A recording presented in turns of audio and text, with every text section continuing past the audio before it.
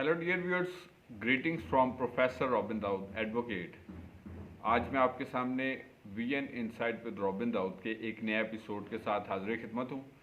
और जैसा कि हर दफ़ा प्रोग्राम के स्टार्ट पर आपको बताया जाता है कि VN insight with Robin Dawood Isaac television Rawalpindi Islamabad centre की प्राउड प्रेजेंटेशन है, जिसमें हमारा मकसद होता है ख़ास तौर पर हमारे जो नौजवान हैं, हमारे जो यंग प्रोफेशनल्स हैं, या तमाम वो लोग जिनका ताल्लुक़ लाइफ के किसी भी शोबे से है, पहलू से है, और वो लाइफ में आगे बढ़ना चाहते हैं, तो ये प्रोग्राम आपके लिए एक गाइडलाइन का रोल प्ले करता है, जिसमें हम आपके साथ सोशल एजुकेशनल अवेयरनेस की डिफरेंट थाट्स जो है वो शेयर करते हैं।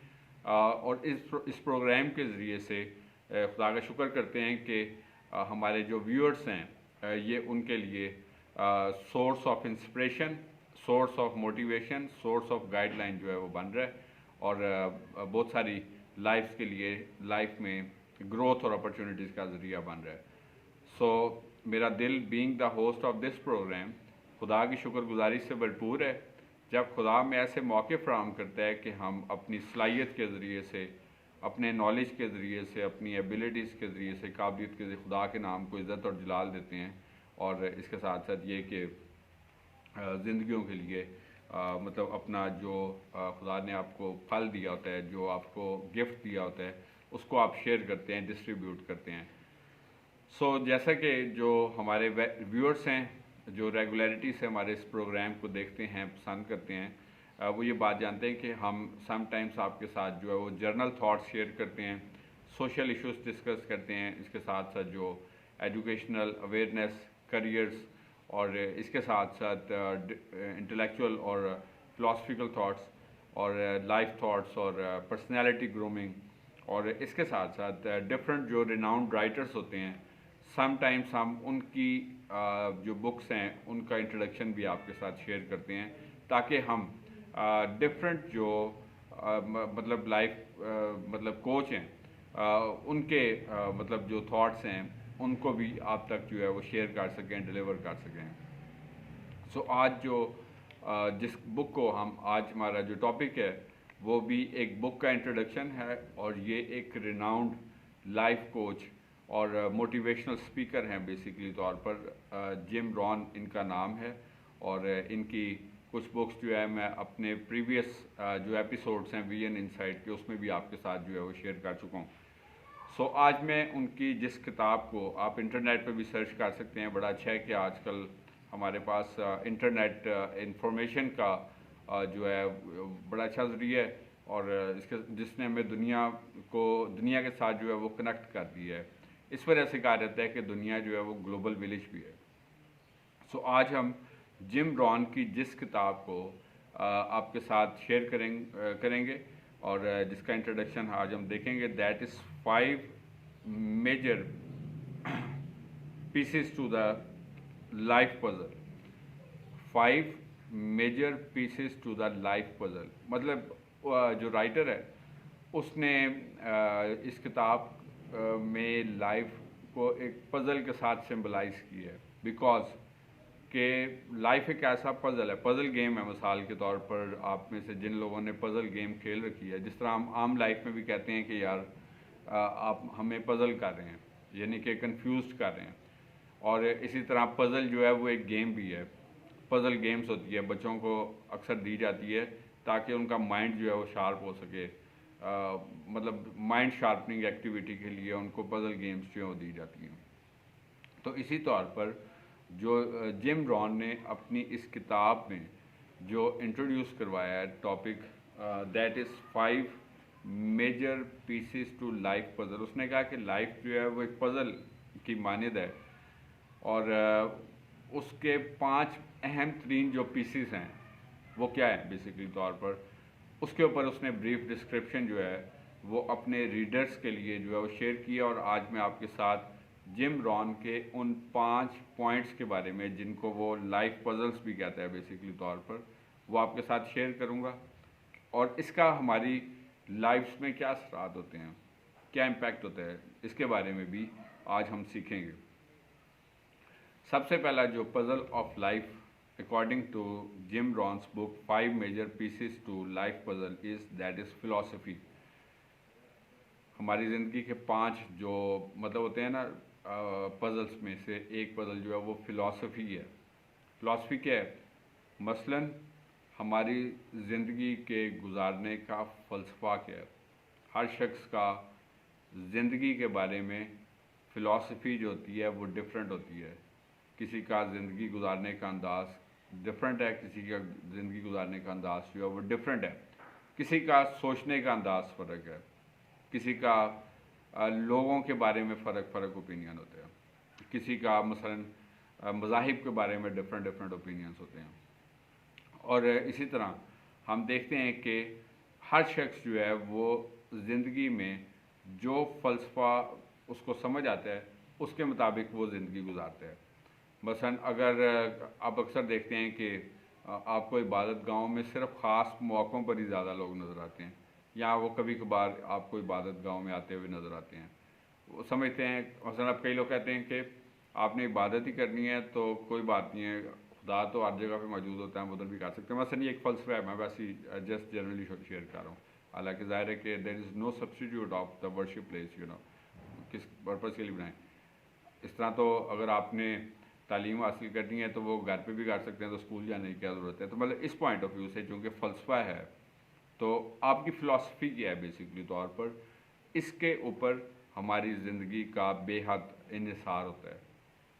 हमारी लाइफ की डिपेंडेंस इस चीज़ के ऊपर होती है कि मसलन आपने जो व्यू कायम कर लिया, गुज़िश्ता जितनी ज़िंदगी आपने गुजारी, 10 साल, 20 साल, 30 साल, 40 साल, 50 साल, जो भी ज़िंदगी गुजारी, उसके मुताबिक आपने लाइफ के जो तजर्बात फेस किए उनके मुताबिक आपने अपनी एक फ़िलॉसफ़ी जो है वो कायम कर ली।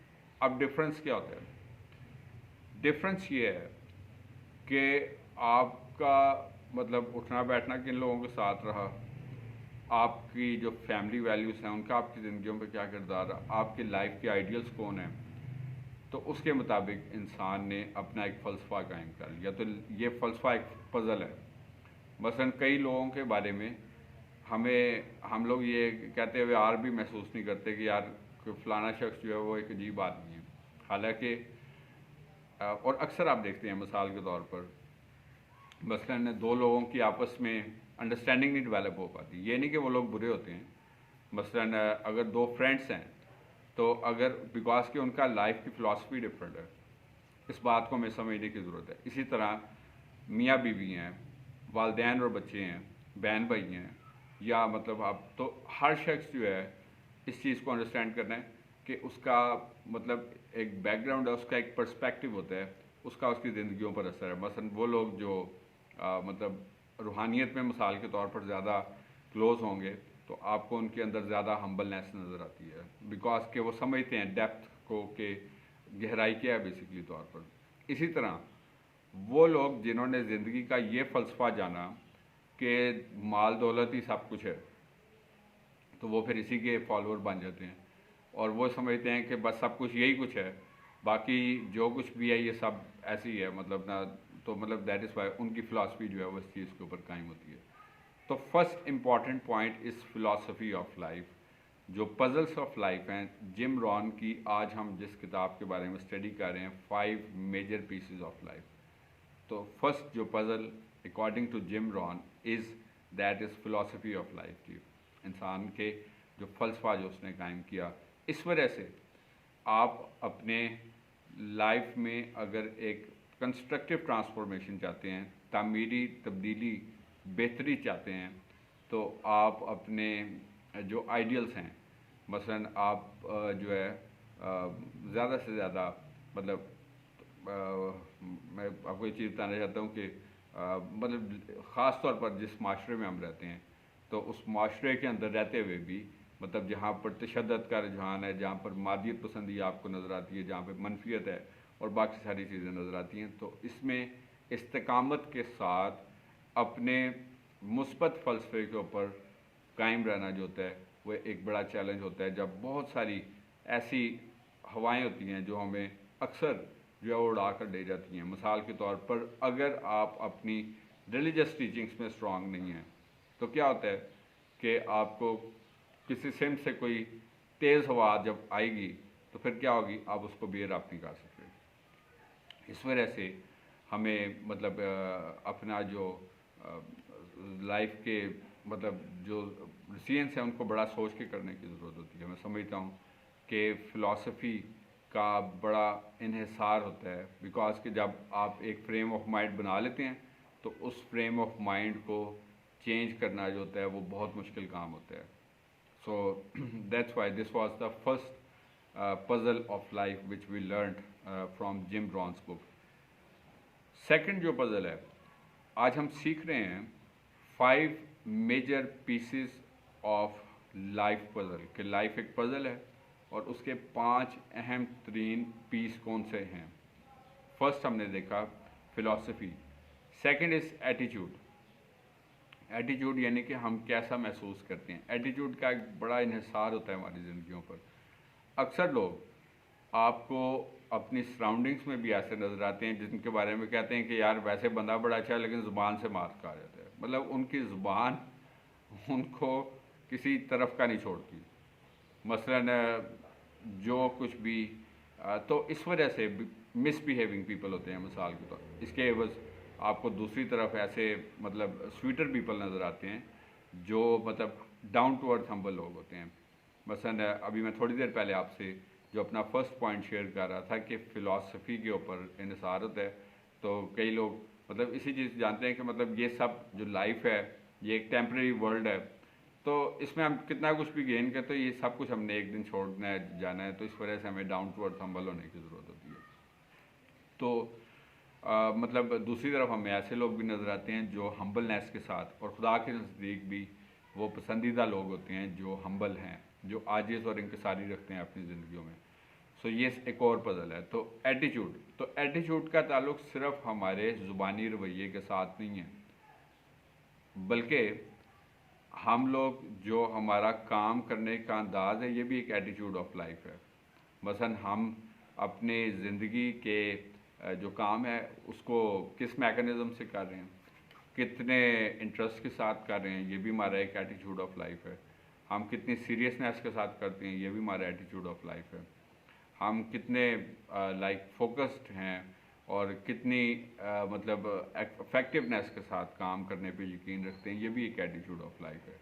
तो एटीट्यूड का ताल्लुक सिर्फ आपके मतलब ज़ुबान वाले एटीट्यूड के साथ नहीं है या हमारे वे ऑफ लिविंग वाले एटीट्यूड के साथ नहीं है, जिस तरह अक्सर हम कहते हैं कि ये एटीट्यूड दिखा रहे हैं हमें, मतलब वो वाली बात नहीं है, बल्कि हमारे जो काम करने के मुख्तलिफ अंदाज हैं ये भी एक एटीट्यूड ऑफ लाइफ को शो करते हैं कि हम जो है वो कैसी लाइफ जो है वो लीड कर रहे हैं या करना चाहते हैं, या कितने सीरियस और कंसर्न है अपने प्रोफेशन में, अपने काम काज में, अपने ज़िंदगी के लिए, अपने फैमिली के हवाले से, अपने गोल्स को अचीव करने के हवाले से। तो ये भी एक एटीट्यूड ऑफ लाइफ जो है वो कहलाता है। तो ये सेकंड पजल होता है जिसके बारे में जिसको हम मिसाल इसलिए इसको पजल कह रहे हैं क्योंकि जब हम लोगों को समझने की कोशिश करते हैं तो इन मुख्तलिफ़ चीज़ों को मुख्तलिफ पैराए से देख रहे होते हैं। तो एक तो हम ये देखते हैं कि उसकी थॉट्स क्या हैं, यानी कि फ़लसफ़ा क्या है, और दूसरा जो एटीट्यूड है, एटीट्यूड में फिर मैंने आपको बताया कि दोनों चीज़ें जो हैं वो कवर होती हैं। लाइक आपका ज़ुबान वाला एटीट्यूड भी शामिल है और इसके साथ साथ फिर आपका जो काम करने का अंदाज़ है ये भी एक एटीट्यूड जो है वो शामिल है। उसके बाद थर्ड पज़ल है, आज हम जिस टॉपिक के बारे में सीख रहे हैं वो बुक है, that is Jim Rohn's book 5 major pieces of life puzzle. और इसका थर्ड पज़ल जो है दैट इज़ एक्टिविटी, कि हम क्या एक्टिविटी करते हैं, हमारी एक्टिविटीज़ क्या हैं, ये भी हमें डिफ़ाइन करती हैं। ये भी लाइफ का एक पज़ल है कि हमारी एक्टिविटीज़, अब आपको हर शख्स फ़र्क एक्टिविटीज़ करता हुआ नज़र आ रहा है, हर किसी की फ़र्क प्रेफरेंसेस हैं, प्रायोरिटीज़ हैं, और ये लाजमी नहीं है। मैं आपको ये भी बताना चाहता हूँ कि जो प्रायोरिटी आपकी है वो दूसरे की भी प्रायोरिटी हो। मसलन अगर एक शख्स जो है वो सियासी सरगर्मियों में ज़्यादा दिलचस्पी लेता है तो लाजमी नहीं कि आप भी सियासी सरगर्मियों में दिलचस्पी लेते हो। आप अगर तालीमी और लाइक आपको बुक रीडिंग पसंद हो सकता है, दूसरे को पसंद हो, तो कभी भी इस चीज़ की तवक्को ना करें कि जो आपकी प्रेफरेंस है और जो आपकी प्रायोरिटी है वो दूसरे शख्स की प्रायोरिटी भी होनी चाहिए। इस वजह से जब हम इंसानों की अंडरस्टैंडिंग्स की बात करते हैं तो उसमें ये सब चीज़ें भी शामिल होती है कि आपकी एक दूसरे की जो प्रेफरेंसेस और प्रायोरिटीज़ हैं वो किस हद तक मिलती जुलती हैं। तो इस वजह से फिर हम कहते हैं कि हमारी मैंटेलिटी जो है वो आपस में मैच नहीं करती। तो थर्ड जो एक्टिविटी है, हम मतलब ये भी एक पैरामीटर होता है, हमें अपने आप को असेस करने के लिए, दूसरों के जज नहीं बनना हमने कभी भी किसी के, लेकिन जब हम अपने आप की असेसमेंट भी करते हैं तो हमें ये भी देखना है कि हमारी एक्टिविटीज़ क्या हैं, हमारी एक्टिविटीज़ क्या कंस्ट्रक्टिव एक्टिविटीज़ हैं या वो डिस्ट्रक्टिव एक्टिविटीज़ हैं। मैं आपको अभी जिक्र कर रहा था कि आपको इवन एक जगह के लोग भी फ़र्क फ़र्क एक्टिविटीज़ में मतलब करते हुए नज़र आते हैं। मसलन कोई सोशल वर्क करता है, ये एक उसकी एक्टिविटी है, ये शो करता है, ये उसकी फ़िलासफ़ी के ऊपर डायरेक्टली प्रोपोर्शनल होता है कि वो शख्स ने ज़िंदगी का ये फ़लसफ़ा अडॉप्ट किया है कि मतलब ये मुख्तसर लाइफ है, इसमें हमें इंसानों के लिए आसानियाँ पैदा करनी हैं, ये उसकी फ़िलासफ़ी है। तो ये एक्टिविटी किस चीज़ को शो करती है? योर कंसर्न फॉर ह्यूमैनिटी के लिए, and that is directly proportional to the love of God as well. चूँकि ये खुदा के नज़दीक पसंदीदा है तो इसीलिए ये काम जो है, तो मतलब हर चीज़ एक दूसरे के साथ डिपेंडेंट है। फिर हमारी एक्टिविटीज़ क्या हैं? मिसाल के तौर पर मतलब हम लोग कोई स्पोर्ट्स से रिलेटेड एक्टिविटीज़ कर रहे हैं तो इट मीन्स कि we are like concern for our physical like uplift, और भी इसी तरह हम कोई मिसाल के तौर पर जिम जाते हैं तो ये भी हमारी मतलब इस चीज़ के कंसर्ट को शो करते हैं। इसी तरह फिर हम लाइक बुक रीडिंग करते हैं, फिर हम नेट पर सोशलाइज करते हैं, फिर हम मसलन कोई एडिशनल कोई बिज़नेस करते हैं, कोई एडिशनल जॉब करते हैं। तो मतलब सब चीज़ों का कुछ ना कुछ मतलब और मकसद होता है बेसिकली तौर पर। तो एक्टिविटीज़ क्या हैं, ये बड़ा इंपॉर्टेंट होता है ज़िंदगी में, हमें अपने आप को मेजर करने के लिए भी, और इसी तरह जब हम ओवरऑल मतलब जब हम ह्यूमन बींग्स की मेजरमेंट्स की बात करें तो वहाँ पर भी मतलब हमें हर चीज़ का कोई ना कोई मीनिंग या लॉजिक जो है वो होता हुआ नज़र आता है। तो थर्ड जो पज़ल है दैट इज़ एक्टिविटी, कि हमारी सरगर्मियाँ क्या है। उसके बाद नंबर फोर्थ है रिज़ल्ट्स। ये मतलब सब चीज़ें मैंने बताया था कि जिस तरह एक दूसरे के ऊपर डिपेंडेंट है, जिस तरह इंसान इंसानों पे डिपेंडेंट है, इसी तरह हमारी ज़िंदगी का हर पहलू दूसरे पहलू पे डिपेंडेंट है। मसलन आपको डिसीजन करते हैं तो वो भी इफ्स एंड डोंट्स होते हैं, लाइक कि मतलब ये चीज़ ऐसे फिल हो सकती है कि अगर ये चीज़ काम ऐसे हो जाए मसलन तो उसके बाद फिर हमने ऐसा करना है, ये डिसीजन है। तो क्या होता है? डिपेंडेंट। इसी तरह जो रिज़ल्ट्स हैं, मसलन अभी हम पढ़ रहे थे कि हमने क्या अचीव किया, ये बड़ा ज़रूरी होता है। हमने जितना जिस तरह अक्सर कहा जाता है कि इस शख्स ने लाइफ में बड़ी मेहनत की, बहुत अच्छी बात है, क्या अचीव किया, ये इम्पोर्टेंट काम है। इसी तरह मिसाल के तौर पर कि हम लोग क्या हासिल करना चाहते हैं, मसलन किसी को हम प्रोग्रेस करता हुआ देखते हैं, आप लाइफ में अपनी सराउंडिंग में किसी पर्सन को देखते हैं तो आप अक्सर उससे इम्प्रेस होते हैं, कई लोग जेलस होते हैं। अब ये भी एक एटीट्यूड है मिसाल के तौर पर कि उसी पर्सन से कई लोग जो हैं वो खुश हो रहे हैं, अप्रिशिएट कर रहे हैं, कई जो है वो जेलस फील कर रहे हैं, एक एटीट्यूड है मिसाल के तौर पर। तो रिज़ल्ट क्या है? अभी हम थर्ड फिलासफी पढ़े थे या थर्ड पज़ल पढ़े थे एटीट्यूड के बारे में, एटीट्यूड के बाद था एक्टिविटी के बारे में, और फोर्थ आप पढ़े हैं पज़ल जो है दैट इज़ रिज़ल्ट, कि हमने जो एक्टिविटी की, जो हम सरगर्मियाँ करते हैं, चाहे वो माशी सरगर्मी है, माशरती सरगर्मी है, इंसानी सरगर्मी है, तालीमी सरगर्मी है, मुख्तलिफ़ तरह की कोई भी एक्टिविटी है, उसका आउटकम क्या हो रहा है। मिसाल के तौर पर अगर एक प्रीचर है तो उसका आउटकम क्या है कि ज़्यादा से ज़्यादा लोगों तक मतलब ये गॉस्पल जो है उसको लेकर पहुँचे। इसी तरह अगर कोई टीचर है तो उसकी कोशिश होती है कि जो लेसन वो अपने स्टूडेंट्स को पढ़ाता है तो उसके स्टूडेंट्स जो हैं उससे ज़्यादा अचीव करें, और उसका इंडिविजुअल गोल ये है कि वो लाइफ में उस अपने सोर्सेज से क्या हासिल करते हैं। कोई लॉयर है मिसाल के तौर पर, उसका रिज़ल्ट मतलब हर शख्स जो है जो एफर्ट करता है वो रिज़ल्ट जो है उसके लिए करता है कि इसका रिज़ल्ट जो है वो किस पर्पज़ से, मसलन कि कोई पेशेंट डॉक्टर के पास जाता है तो वो इस वजह से ताकि इसका कोई रिज़ल्ट जो है हम हासिल करें।